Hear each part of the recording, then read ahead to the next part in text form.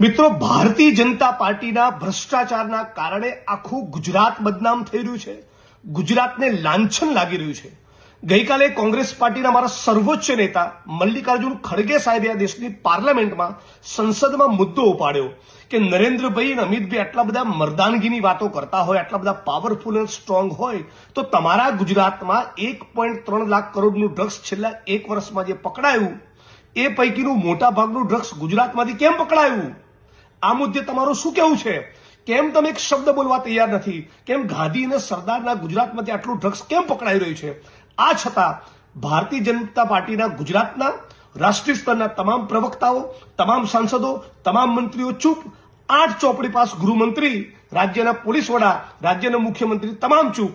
એટલે આ વિડીયોના માધ્યમથી હું ચેલેન્જ કરું છું અને સમગ્ર ગુજરાતની એક વ્યક્તિનું સમર્થન માંગુ છું કે આવો સાથે મળીને માહોલ બનાવીએ કે ગુજરાતની વિધાનસભા 16 ફેબ્રુઆરીથી શરૂ થઈ રહી છે.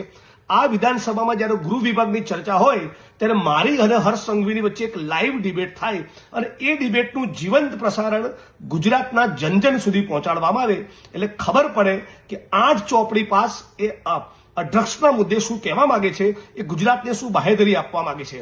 ડ્રગ્સના કાળા કારોબારના મુદ્દે ગુજરાતની વિધાનસભામાં ડિબેટ થાય અને એનું જીવંત પ્રસારણ લાઈવ ટેલિકાસ્ટ થવું જોઈએ. તમે જો આ વિચારના સમર્થનમાં હોય તો આખા ગુજરાતના ખૂણે ખૂણેથી કોમેન્ટ કરો અને આ વિડીયોને લાઈક કરો.